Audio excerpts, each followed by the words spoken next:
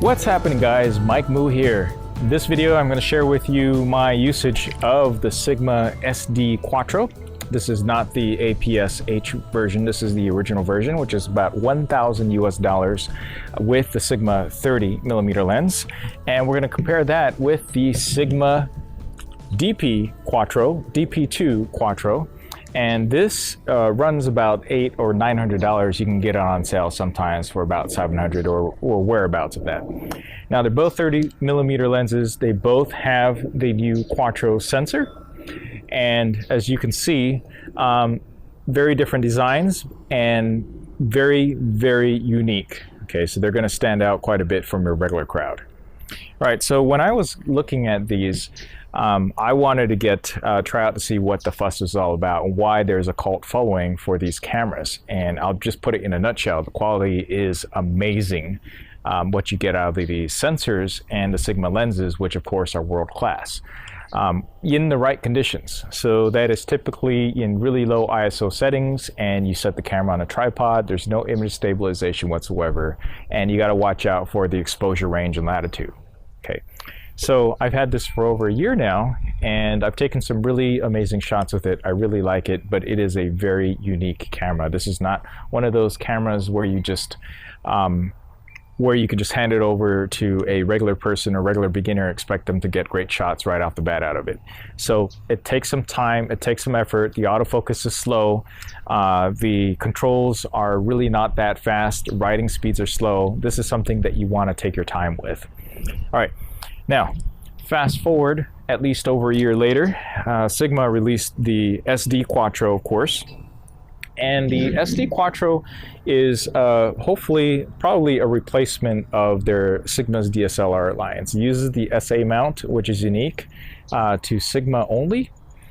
And of course, it has the Quattro sensor. This is supposedly the same sensor, or at least the same sensor size as the Sigma DP Quattro, Quattro series, DP0, 1, 2, and 3. But it is, of course, interchangeable. So you have compatibility with all the Sigma SA lenses available. Of course, naturally, this is going to probably work best with the newest lenses, the art lenses, because they're so awesome. All right, so as you can see from the camera itself, let's take a look at the sizes of these cameras. This right here in front, this first one I'm showing right here is the Sigma DP0. Sigma DP0, and this is an ultra wide at 14mm. This is the widest angle that the Sigma DP series go. What we're comparing is specifically with the Sigma DP2 Quattro, which is this guy right here. Notice the interesting shape. This weighs less than a pound. I want to say about 14 ounces when I last checked.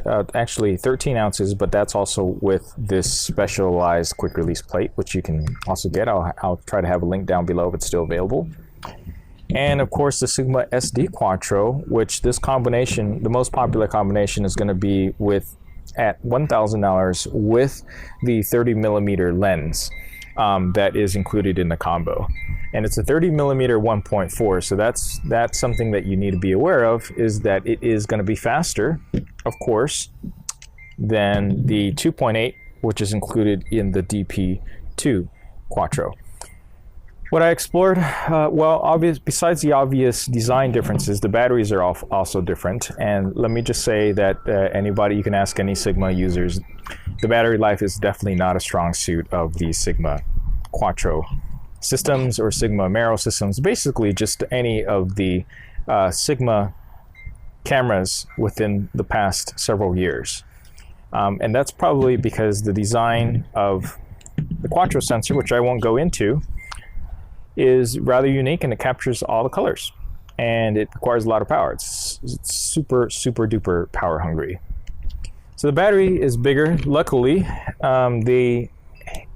this is the same exact battery as the one in the Panasonic GH4 and GH5. So these are actually fairly easy to find third party, because those are really popular cameras. And I don't want to completely quote exactly how many shots you get out of it. My guess is you'll be lucky if you end up with 1 to 200 shots out of each battery. Well, it really depends on your workflow, but like I said, these are really not meant to be run and gun type of cameras. All right, so this guy weighs over 2 pounds. It's with the quick release plate that I have down here, it's over 33, 34 ounces. It's big, it's hefty. This guy's built like a tank, like really built like a tank. Okay. Some differences besides the size differences is the screen quality on here. This is vastly superior on the SD series than this one. And obviously the DP Quattros here don't have any viewfinder, and nor can you add an electronic viewfinder on that. That's just not available on it. However, they do sell the separate optical viewfinders. This guy is a little bit behind the competition, actually quite a bit behind, but it's going to be useful for framing in bright light conditions. So that's actually nice to have. I really like the diopter adjustments that you can do right here. It's actually intuitive and easy to use. It actually flips out a little bit just with a nudge, and then you can adjust it there. It actually works okay, even though my eyesight's really bad, really farsighted. The controls are nice. There's like nice buttons, and the buttons feel great on all these different areas. I wish there were actually more external control buttons for various things that I wanted to go ahead and switch though. But it's got a dual screen in the back, which is also kind of unique. There's a separate screen over here outside of this screen here. So this is the main viewfinder screen. And over here you have various settings that you can see what mode you're in, the ISO range, what your metering mode, aperture, shutter speed. Yeah, that's all on the right hand side. And in case you weren't aware, none of these Sigma cameras can record video, so don't even think about it. There's some ports out here. There's a mini HDMI port. There is a USB 3.0 slot. And down here on the bottom, there's that remote control slot that you can go to use to do a shutter release, which is advised. In the test shots that I'm going to show you later, they're all going to be done with a countdown self-timer. Okay, so I did not actually have a remote that I was using for any of the test shots. It's got a nice, really beefy grip over here, as you can see. It's one of the better ones. Of course, when you have something this big, they have a lot of room to play with to make the grip nice and beefy. And then one single SD card slot. And of course, you have the hot shoe up there, which allows you to use any Sigma flashes. For ETTL, I don't actually have any. I just use manual flash in most cases. Okay, there's also an accessory battery grip, which is over $200 some on there, and I suppose it could be advised, particularly since the battery life is really poor. However, it's quite a pricey option, and personally, I'm just going to go with bringing extra batteries for use in my case. Okay, so that's a quick look at the different bodies. One thing that I really want to mention is that when I have the first one, which is the DP2 Quattro, the first one that came out, and then I heard about the SD Quattro, I was kind of wondering to myself, they both have 30mm lenses. If I were only going to stick with one lens on here, hypothetically, obviously I'm not, because I'm going to take advantage of the lens switching capabilities. Would I be missing out on anything other than, is the lens that's included going to be sharper? Am I doing all right with a 2.8? In terms of weight, size, and portability, is that going to be an issue for me? Well, turns out after I get it and did some testing, it is. It definitely affects whether or not you're going to carry one or the other. Okay, this is massive.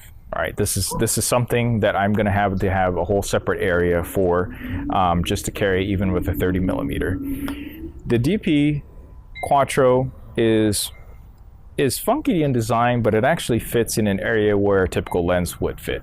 So, I like that. The other thing I also wondered was, well, how's the performance between the two of them? Is there going to be a noticeable speed improvement in the performance between the two of them?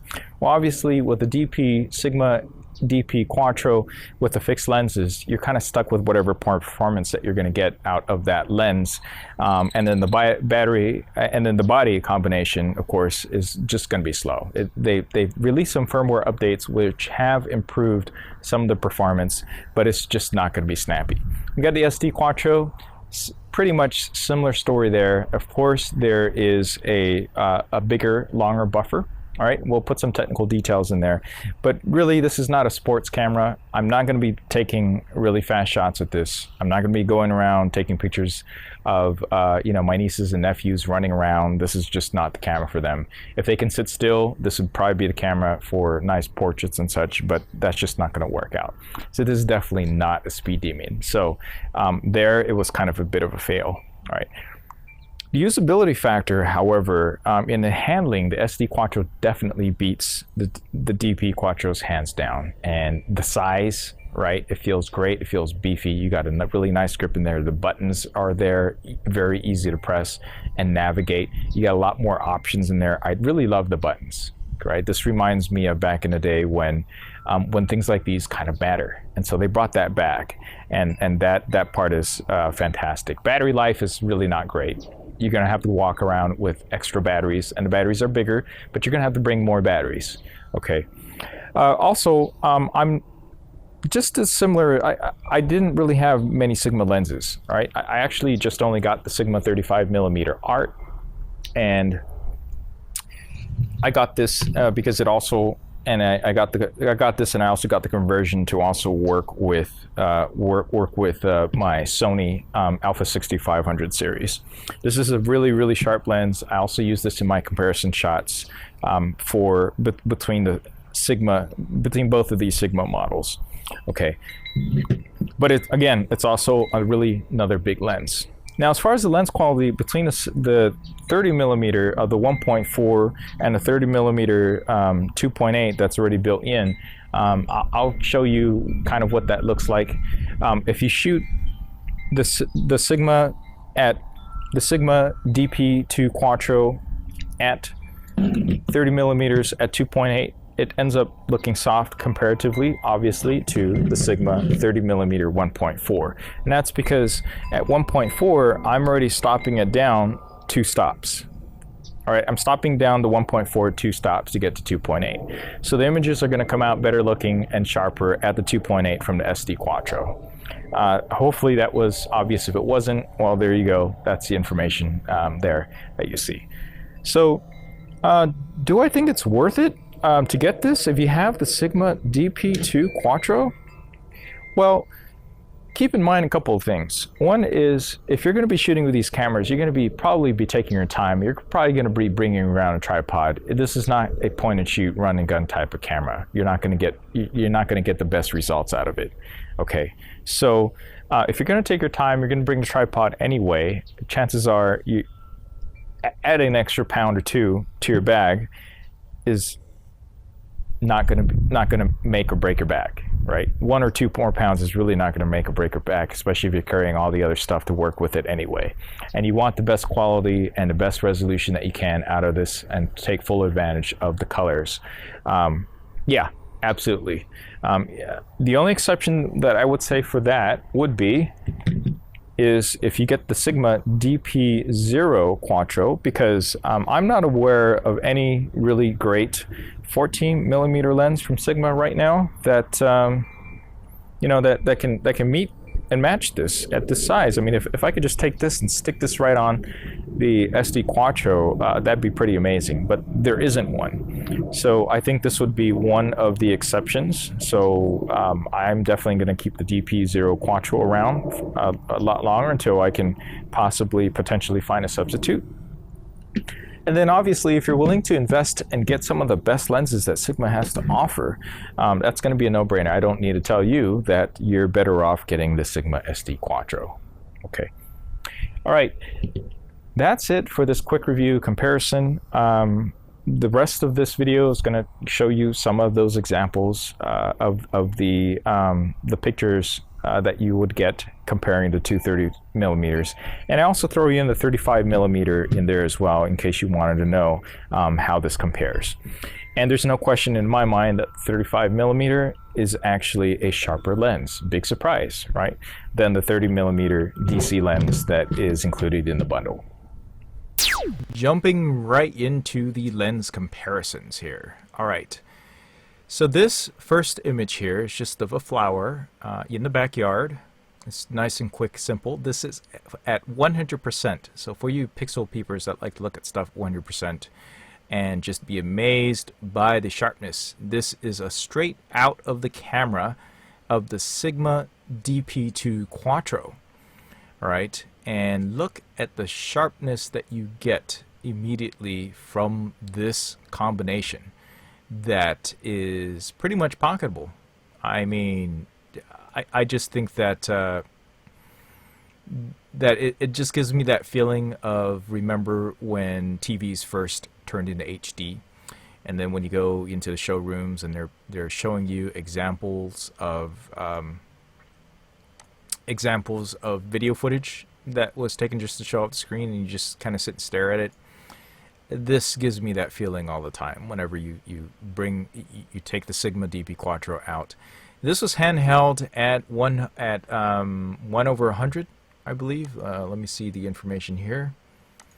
1/100. I gotta mention that this was a bit of a breezy day, kind of like it was earlier for the other sections of this video. So this was taken at 1/102 at f2.8 at ISO 100. Okay. And let's see. All right. So I also try to do the next shot kind of similarly with the SD Quattro, as you can see right here. Notice that I actually have the color settings, all the settings exactly the same between the two of them. Yet they end up showing two different types of images here. You notice the color renditions is just slightly different here. See that between the two of them? Also really, really sharp. I think the differences in what is available and visible on the flower itself might just have just minor differences in the focusing, right? This was also handheld with the same or similar settings, also ISO 100, etc., etc., etc. Super sharp. All right, let's take a look at another example here. This is with the Sigma DP2 Quattro. Again, these are all at 100%. Okay, so this is 100% zoomed in pixel level images. Again, the Sigma DP2 Quattro does not disappoint at all. Look at that. Look at that flower. All right, and this is shot at, let's see, I want to say at f4 because I was trying to compare. Nope, this was also shot at f2.8. f2.8 1/125th of a second. This was actually shot in aperture priority, and of course 100%. Then the next one, this one was let's see, this one was shot at. This was the SD Quattro. Okay, so this is the SD Quattro with the 35 millimeter 1.4, shot at 2.8 or 2.8. And let's go ahead and zoom in at 100% there. Look at that sharpness. These were all handheld that day, because I wanted to get these shots in and out, and the sun was starting to go down. Look at that sharpness at f1.4. Right, next one. This one was shot at, let's find out the information here. This one was shot at also f2.8. This is the DP2 Quattro. Oh, before I continue, I want to mention that between the shooting two of these on the tripod, I've actually found out that the 30 millimeter is wider on the DP2 Quattro than the SD Quattro lens that is 30 millimeter on the SD Quattro. So it's just about a millimeter wider or so. Okay, so there may have been some motion blur in this one. All right. Let's take a look at an example of a painting. This painting was actually done by my mom. This is shot at f2.8. All right, f2.8, 100% crop. Notice the difference in the color rendition. Okay, these two were actually processed using the X3F files at Sigma Photo Pro version 6.5 here, and they're all done in manual exposure so that the settings are precisely the same, the conditions are precisely the same, and the color balance setting was set the same. It was not manually set, okay.